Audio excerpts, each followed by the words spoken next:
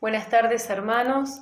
Soy Ivana Cornet, pertenezco a la Renovación Carismática Católica de Carmen de Patagones y al grupo de oración Sagrado Corazón de Jesús. Es una alegría para mí poder compartir esta enseñanza con todos ustedes. En el marco de la formación de predicadores y evangelizadores, me toca desarrollar la temática número 2 o el módulo número 2, que refiere al predicador y su relación con Dios, que en su oportunidad fue presentado por el padre Gabriel Lauría. Así que para comenzar esta hermosa enseñanza, vamos a pedir la asistencia del Espíritu Santo.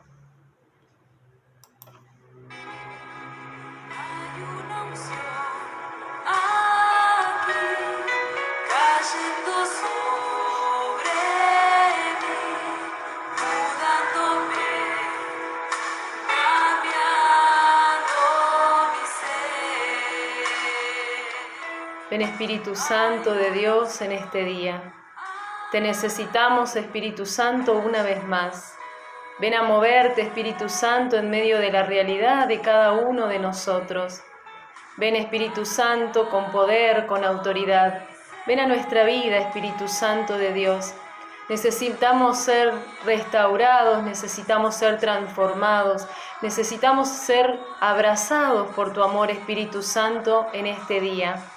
Ven Espíritu de Dios, porque sabemos que sin ti nada podemos, pero tenemos la certeza de que cuando tú llegas a nuestra vida todo se transforma, todo cambia, que nada queda igual. Por eso Espíritu Santo de Dios, ven, hazte presente, hazte real en este día sobre cada uno de nosotros. Ven a nuestro corazón, a lo más profundo, a ese lugar donde más te necesitamos, donde necesitamos ser cambiados, donde necesitamos ser renovados. Ven Espíritu Santo de Dios, ven porque cuando tú vienes todo se transforma, cuando tú vienes todo cambia. Ven Espíritu Santo de Dios, necesitamos de ti, necesitamos ser consolados, necesitamos ser cambiados una vez más. Ven a hablarnos de lo que tú quieras, Espíritu Santo, ven a obrar en nuestra vida a tu manera, esa manera que sabemos que es perfecta, que es pura, que es verdadera. Ven Espíritu Santo, nuestro corazón está dispuesto a escucharte. Destapa nuestros oídos, Espíritu Santo, para que podamos atesorar cada una de las palabras que nos vas a decir en este día. Ven, poder de lo alto, ven y fluye. Ven y sondea nuestros corazones a tu manera, esa manera que es misericordiosa, esa manera que es amorosa. Ven Espíritu Santo de Dios, queremos llenarnos de tu amor, queremos llenarnos de tu gracia, Espíritu Santo, en esta tarde. Ven Espíritu de Dios, ven y visítanos, Espíritu Santo de Dios.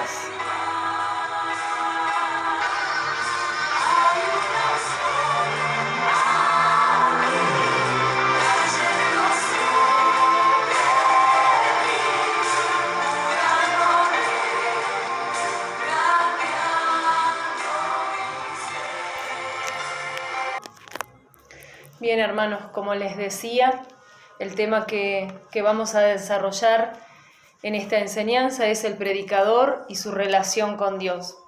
Pero antes de profundizar en este tema, es necesario que entendamos qué es una relación. Y una relación es ese lazo, ese vínculo que establecemos con otros.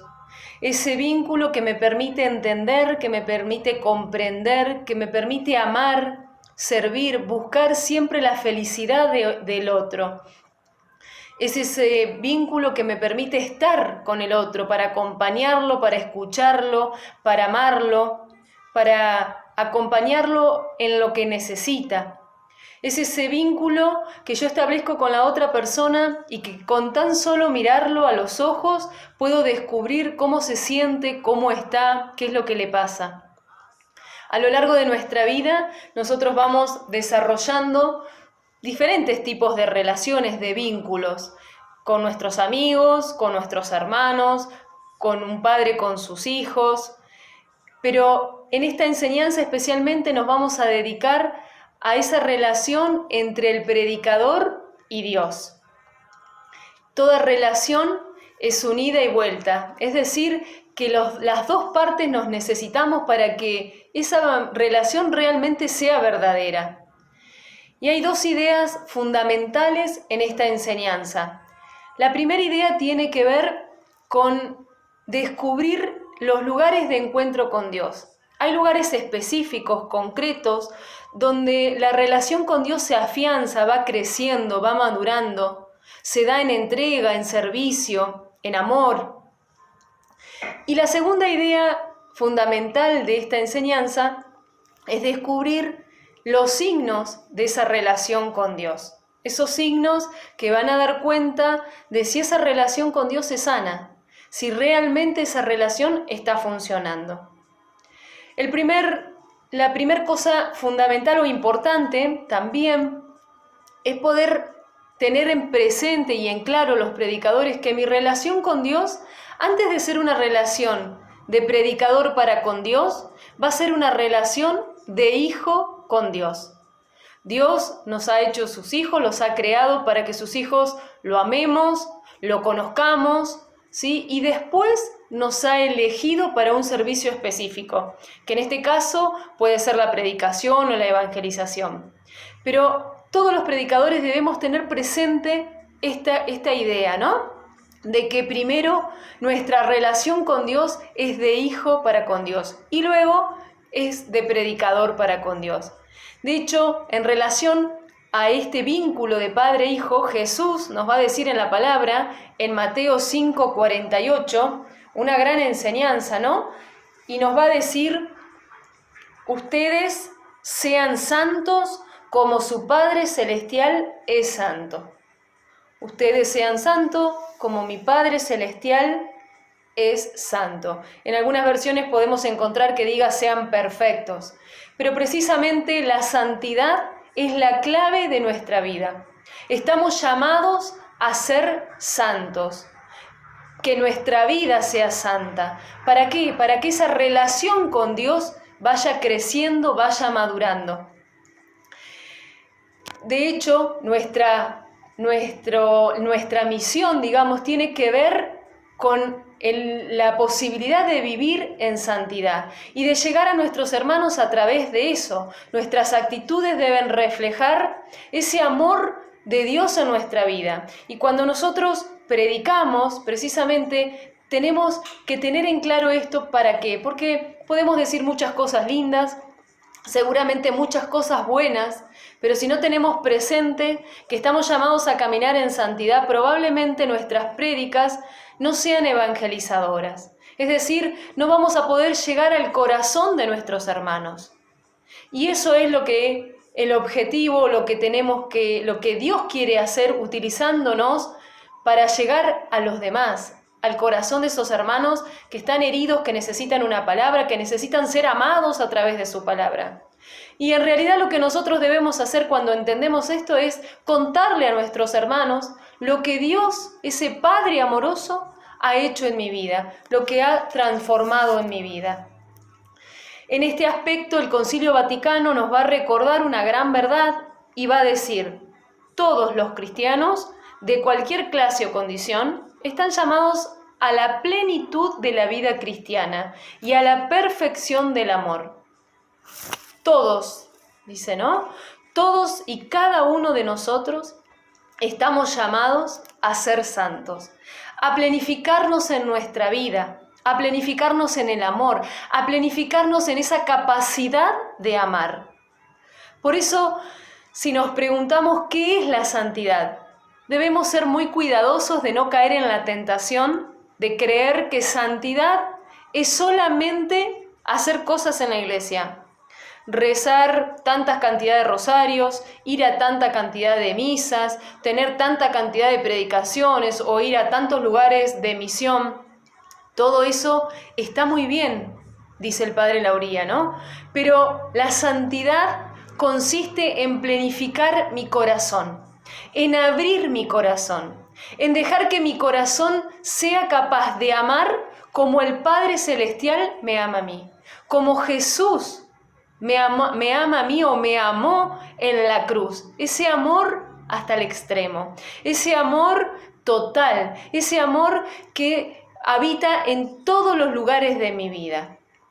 Eso es ser santos, tener una vida plena, un amor capaz de amar aún hasta mis enemigos, nos va a enseñar el Señor en su palabra, ¿no? Aún a esos que más nos cuesta, porque los amigos es fácil quererlos, es fácil amarlos. Lo difícil lo que debemos hacer es amar a esos que más nos cuesta, los que quizás más daño nos han causado.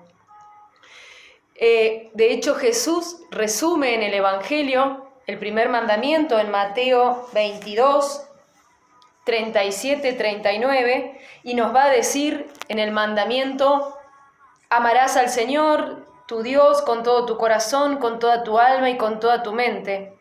Este es el primer mandamiento y el más importante. Y el segundo es semejante a este: amarás al prójimo como a ti mismo. Amarás al prójimo como a ti mismo.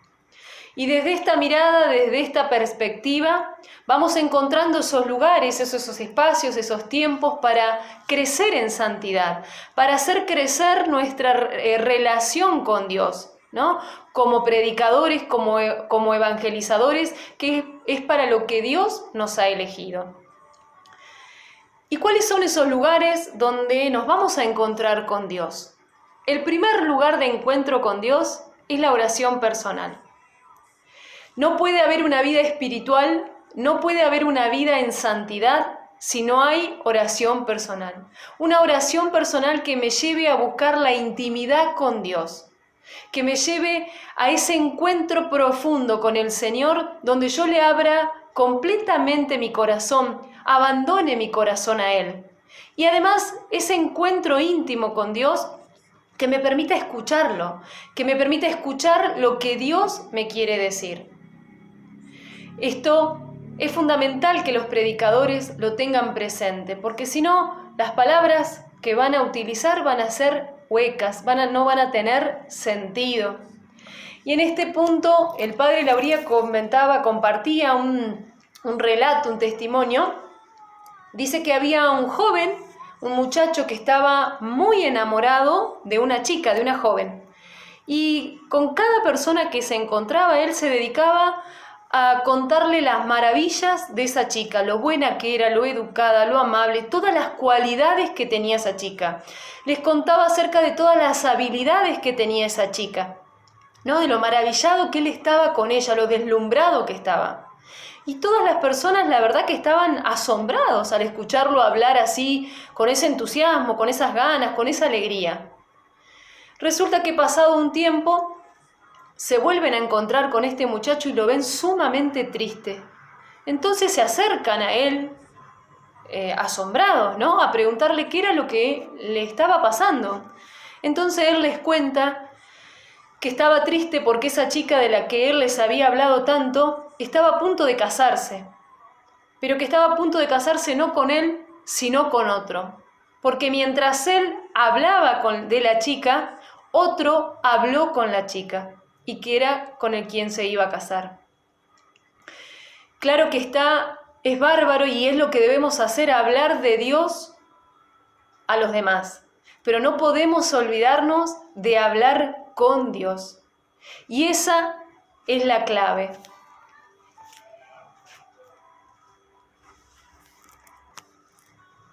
Esa es la clave de la oración. Hablar con Dios. Hablar con el enamorado, con ese que nos ama hasta el extremo. Hay 3 cosas fundamentales, importantes tener presente en nuestra oración personal. La primera es el tiempo diario para estar a solas con Dios. La segunda es la lectura de la palabra. Poder escuchar lo que Dios quiere decirnos. Porque justamente es la palabra de Dios la que se hace viva y eficaz cuando yo dispongo mi corazón y dejo que esa palabra lo penetre todo mi ser. Y el tercer punto importante es un tiempo más prolongado. Decía el padre Lauría en este punto que anualmente deberíamos hacer un retiro de 3 o 4 días donde tengamos un tiempo más prolongado para revisar nuestra vida, para poder conversar con Dios y poder dejar que Él actúe en nosotros. Pero hay otra cosa sumamente necesaria, y es que tenemos que tener clara conciencia de que necesitamos la gracia de Dios. Como dijimos, una relación es un ida y vuelta. Entonces, no basta solamente con lo que nosotros hagamos. Necesitamos también confiar, creer y esperar en la gracia de Dios. Otro lugar de encuentro con el Señor, con Dios, es la vida sacramental. Para entender la vida sacramental es necesario, no es solamente ir a misa y comulgar. La vida sacramental es mucho más que eso. Para poder comprender lo que significa la vida sacramental, es necesario remitirnos al bautismo en el Espíritu Santo. Esa experiencia espiritual del amor de Dios que nos ha sido dada a través del Espíritu. Ese Espíritu que habita en nosotros de una manera nueva, de una manera poderosa, permitiéndonos que coloquemos a Jesús como el Rey y Señor de toda nuestra vida. Es esta experiencia espiritual del bautismo en el Espíritu Santo que va a renovar todo nuestro ser y nos va a permitir vivir los sacramentos de una manera distinta, comenzando por el bautismo. Por el bautismo nosotros somos hijos de Dios, pero esta renovación, este bautismo del Espíritu Santo, lo que va a hacer es que nosotros comencemos, primero entendamos qué significa ser un bautizado, y después que comencemos a vivir como bautizado, como hijo de Dios. Este bautismo en el Espíritu Santo también va a renovar el sacramento de la confirmación, es decir, ese espíritu que ya habita en nosotros va a ser derramado su presencia sobre nosotros con mayor poder, con mayor autoridad, para que justamente actúe en nosotros, ¿no? Este bautismo en el Espíritu Santo nos va a abrir nuestra vida para que realmente sea el Espíritu el que nos guíe, el que nos oriente, el que marque nuestro rumbo. El Padre Lauría compartía, y nosotros lo compartíamos también el otro día en el grupo, cuántas veces quienes nos tocan hacer una enseñanza o una prédica, preparamos un guión, lógicamente, para orientarnos, ¿no? Pero el Espíritu Santo agarra para cualquier lado, nos lleva a otros rumbos que nosotros no pensábamos transitar, ¿no? Y eso tiene que ver con que el Espíritu Santo actúa en nosotros y nos lleva a los lugares que Él quiere, porque de hecho las prédicas o las enseñanzas son para aquellos que el Señor quiere llegar. Y el Señor actúa a través de una prédica, de una enseñanza. Entonces es el Espíritu el que debe moverse en nosotros. Y es importante considerar esa docilidad de espíritu que debemos tener nosotros para dejarlo obrar, para dejar que Él lleve y llegue de la manera que lo desea, ¿sí? Este bautismo en el Espíritu Santo también va a renovar el sacramento de la reconciliación, porque es ese encuentro del Hijo pródigo con el Padre rico en misericordia. Va a renovar también el sacramento matrimonial, porque es esa boda entre Cristo y la Iglesia. En definitiva, este bautismo en el Espíritu Santo va a renovar toda la vida sacramental, haciéndonos entender o vivir de una manera distinta. No vivir los sacramentos por el solo hecho de cumplir con algunos preceptos de la Iglesia, sino para que podamos descubrir que en cada sacramento está el amor de Dios, que Dios se vale de cada sacramento para regalarnos su amor, su misericordia, su gracia. Esa es la vida sacramental que nos permite encontrarnos con el Señor. Tercer lugar de encuentro con Dios, la vida comunitaria. Si no tenemos vida comunitaria, no nos podemos encontrar con Dios.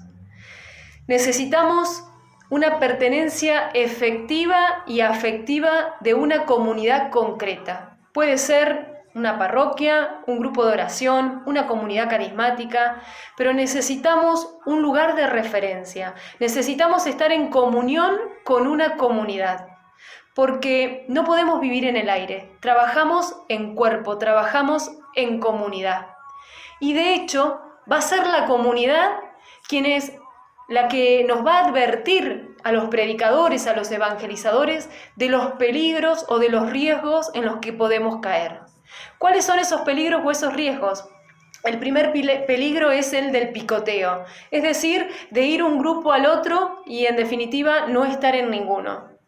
El segundo riesgo o peligro es el del aislamiento, es decir, de vivir solo, de hacer lo que yo quiero sin tener que rendirle cuentas a nadie. Y el tercer peligro, del cual nos va a advertir la comunidad a la que pertenecemos, es el del individualismo, es decir, creer que yo soy el importante. Qué necesario es entonces poder tener una vida comunitaria, porque es la comunidad la que nos va a cuidar en definitiva, la que va a estar orando por cada uno de nosotros, para que no caigamos en estos peligros. Otro punto importante de la vida comunitaria es el servicio a los hermanos. No solamente nuestro servicio tiene que ser la prédica o la evangelización. Necesitamos, además de en esa comunidad donde pertenecemos, tener una actividad concreta que sea para servir a nuestros hermanos. Debo saber y entender que soy parte de esa comunidad y que como tal debo estar al servicio de los demás. Sí he sido elegido por Dios para llevar la buena noticia a los demás, pero aparte de eso debo tener otra actividad concreta que me permita estar al servicio de mis hermanos. Aparece en Hechos 13:2, se relata la imagen de Pablo. Pablo estaba en oración en la comunidad a la que él pertenecía y estando en oración con su comunidad, el Espíritu Santo se les presenta y les dice: sepárenme, prepárenme a Pablo y a Bernabé para la obra que les voy a encomendar. Es decir, Pablo estaba sirviendo en su comunidad. Sin embargo, en esa comunidad en la que estaba sirviendo, en la que estaba orando, él es llamado para hacer la obra de Dios. Es decir, es enviado a llevar la buena noticia a los paganos.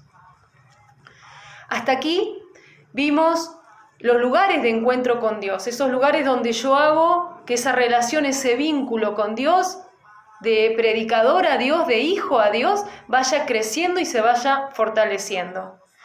Vamos a ver ahora la segunda idea básica y fundamental que decíamos de esta enseñanza, que tiene que ver con los signos de la relación de Dios. Esos signos que me van a indicar, que me van a marcar exteriormente o interiormente en mi corazón, que esa relación con Dios va creciendo, es seria, está profundizada, va madurando y que es una relación realmente seria.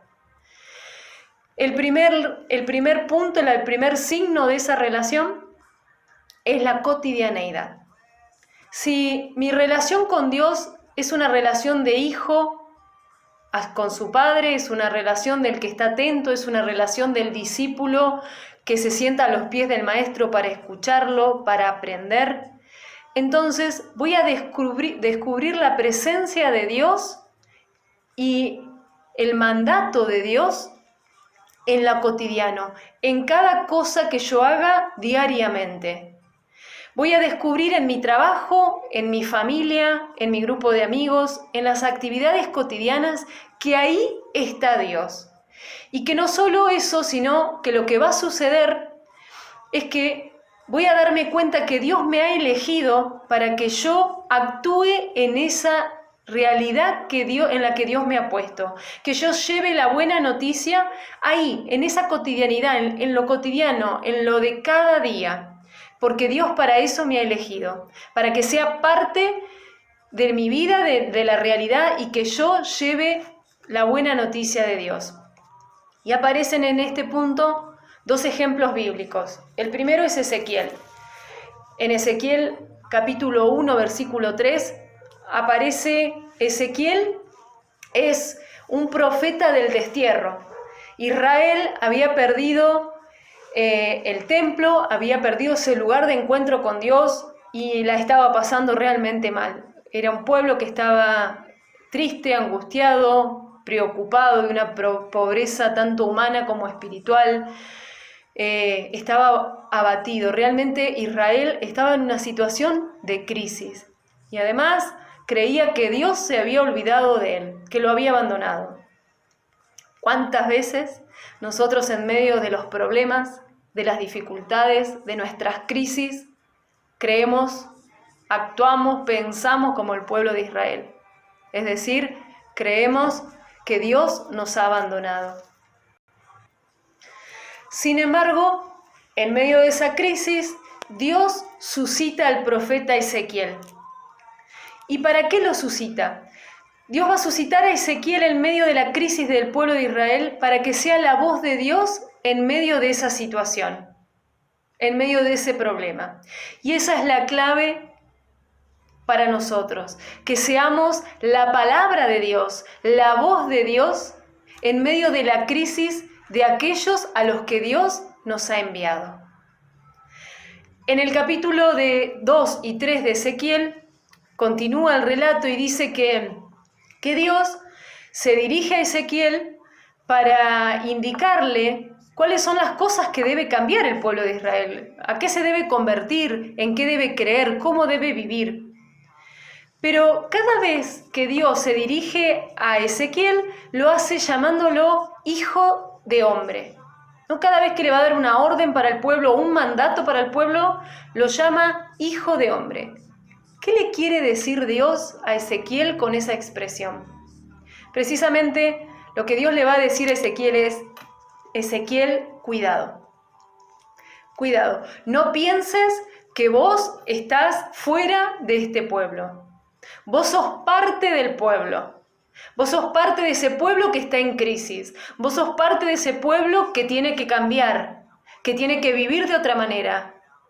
Sos parte de esa comunidad que yo suscité para que seas la voz de Dios en medio de esa crisis.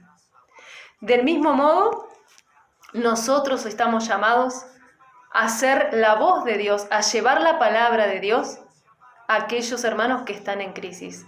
En medio de esa situación que están atravesando, nosotros estamos llamados a ser la voz de Dios. Y el otro ejemplo que aparece en Lucas capítulo 1, versículo 26, es María. María, que es, ella en su cotidianeidad vivió la fe. En su día a día, en las acciones que hacía cada día, María descubría la presencia de Dios. María hacía las mismas cosas que hacía el pueblo de Nazaret. Es decir, era una más del pueblo de Israel.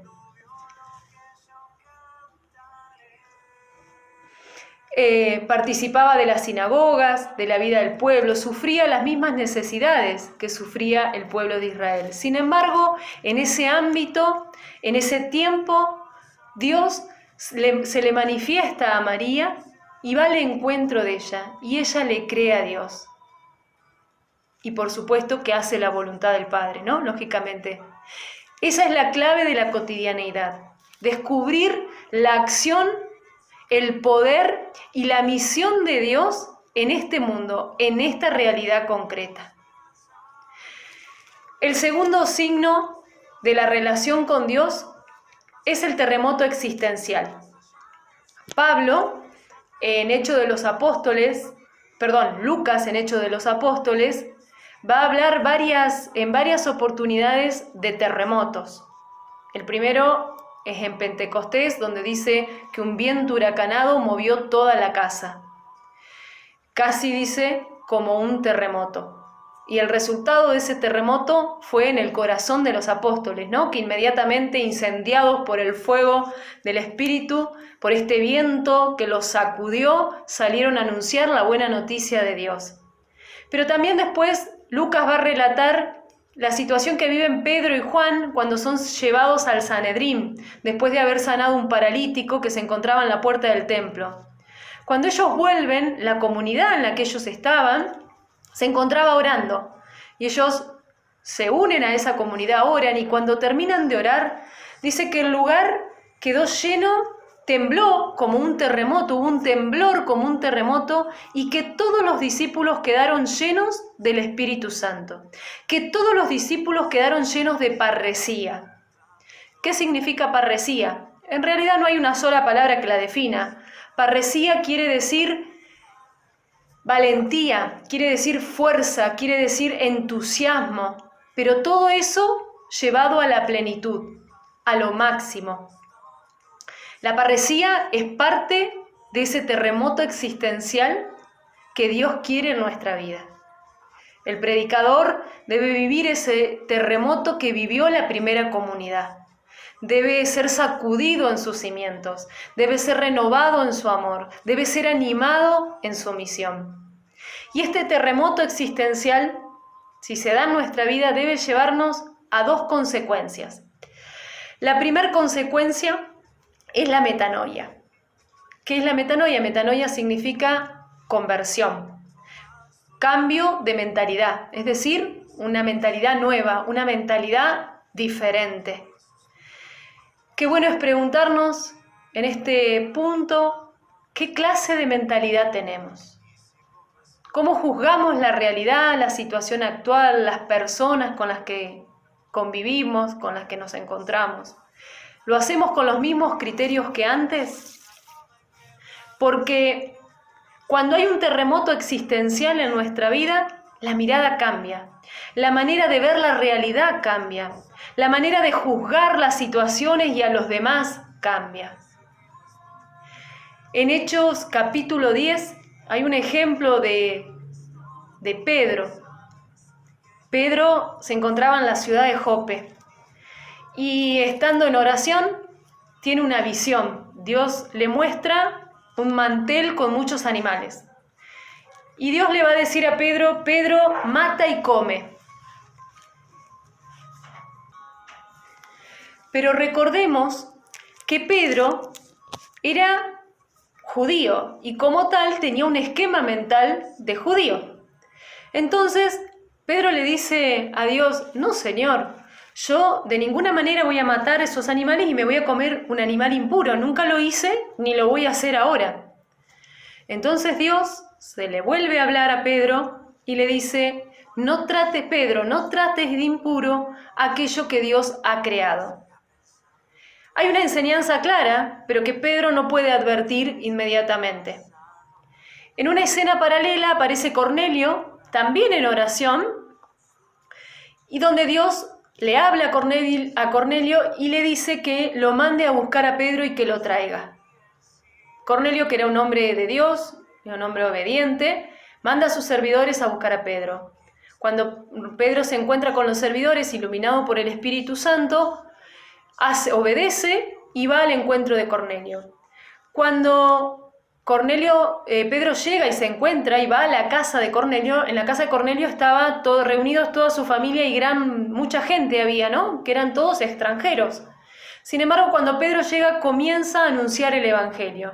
Y cuando Pedro empieza a anunciar el Evangelio, Cornelio y toda su familia se convierten, son bautizados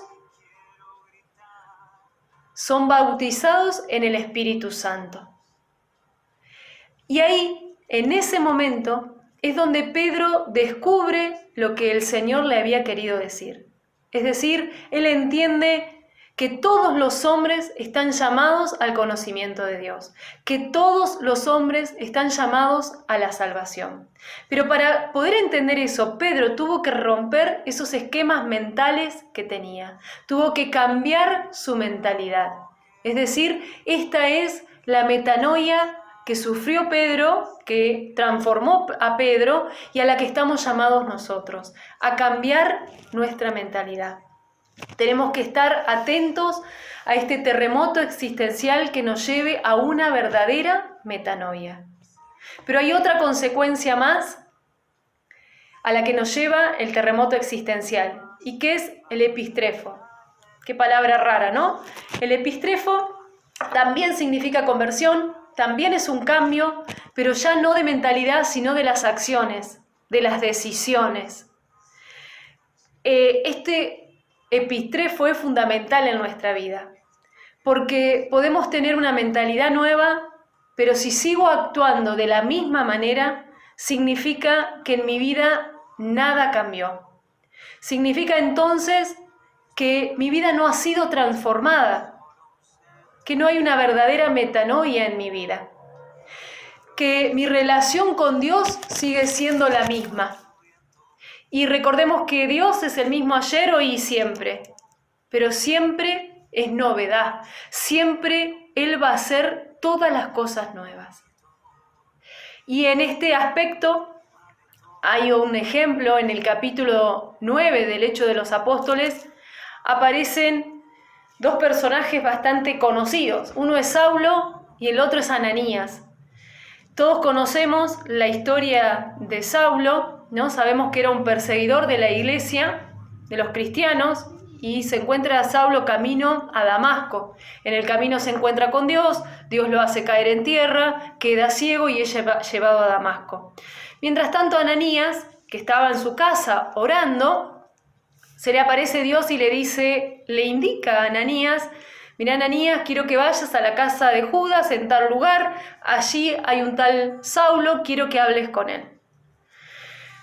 Entonces Ananías, lo primero que le dice: Señor, pero hemos oído hablar de él, yo he escuchado hablar y vive haciendo daño a la gente, persigue a los cristianos, dice, y ahora viene para acá para hacernos daño a nosotros. Yo no voy, Señor. Yo no voy, Señor.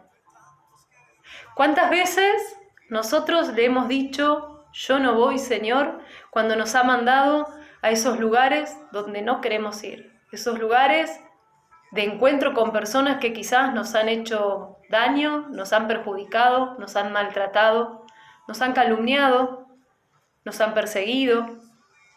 Con esas personas que no queremos. ¿Cuántas veces le hemos dicho, yo no voy, Señor? Sin embargo, el Señor le va a volver a hablar a Ananías y le va a decir, ve, porque yo le voy a mostrar todo lo que él va a sufrir a causa de mi reino, porque él es un instrumento elegido. Si traducimos esto, Dios le dijo a Ananías, Ananías, déjame que yo sea Dios, vos hacé lo que te corresponde, que yo sé bien lo que estoy haciendo. ¿Cuántas veces Dios nos pide que lo dejemos ser Dios, que lo dejemos actuar, que no seamos como Ananías? Y Ananías, en un epistrefo y en una metanoia, va a la casa de Judas, busca a Saulo y cuando lo encuentra le dice, Saulo, hermano mío, el Señor me envía a ti. Saulo, hermano mío, el Señor me envía a ti. Esta es el ejemplo más claro de metanoia y de epistrefo. De decir, yo no voy, Señor, a llamar a Saulo, hermano mío, el Señor me envía a ti. Es decir, ese cambio de mentalidad que le llevó a Ananías a cambiar su conducta, a actuar de manera diferente. A eso estamos llamados nosotros, a cambiar nuestros pensamientos, nuestra mentalidad y en consecuencia actuar de manera distinta. Si no, realmente nuestra vida no tiene sentido. Nuestra vida sigue siendo la de antes. Y como decíamos recién, cuando el Señor pasa por nuestra vida, todo se transforma, o al menos todo debe ser transformado. Estos son los signos a través de los cuales podemos discernir si mi vida espiritual, si mi relación con Dios, si mi vínculo con Dios va creciendo, va madurando, se va fortaleciendo. Si realmente esa relación con Dios es la relación que Dios quiere tener conmigo. Hasta aquí, hermanos, esta enseñanza. Ojalá que podamos seguir rumiando estas palabras del Señor que están llenas de su amor y que lo que buscan es que seamos cada vez más perfectos, más santos y que podamos realmente experimentar el amor de Dios. Experimentar ese amor de Dios que nos da la oportunidad de cambiar siempre, de buscar la manera de ser mejores cada día. Que podamos descubrirlo en la cotidianeidad, en el encuentro con nuestros hermanos, con nuestra familia, con las personas que Él nos va poniendo. Y saber siempre de que todo es obra del Señor, que nosotros somos simplemente instrumentos de Él para llegar al corazón de los demás. Hermanos, los invito a que hagamos una oración de cierre entregándole al Señor todo lo que hemos compartido en esta enseñanza. Señor, Dios amoroso, Padre misericordioso, te entregamos estas enseñanzas, te entregamos todo lo que hemos vivido en este momento y te pedimos, Señor, que sigas moldeando nuestros corazones, que sigas hablándonos en la intimidad, que nos ayudes, Señor, a descubrir cuáles son tus planes en nuestra vida, que podamos tener presente que vos nos has elegido para llegar a cada uno de esos hermanos que está en problemas, que se encuentra en crisis, que necesita conocer tu amor, tu misericordia, tu ternura. Te damos gracias, Señor, porque nos amas, porque nos buscas, porque nos eliges, porque cuidas nuestro corazón cada día de una manera especial, porque cada día nos sorprendes de una manera diferente. Te damos gracias, Señor, te pedimos que te quedes en nosotros, que nos sigas moldeando, que nos sigas educando, que nos sigas haciendo esas obras preciosas que vos tenés pensadas para nuestra vida. Y gloria al Padre, gloria al Hijo y gloria al Espíritu Santo, como era en un principio, ahora y siempre, por los siglos de los siglos. Amén. Un abrazo, mis hermanos, y que Dios los bendiga.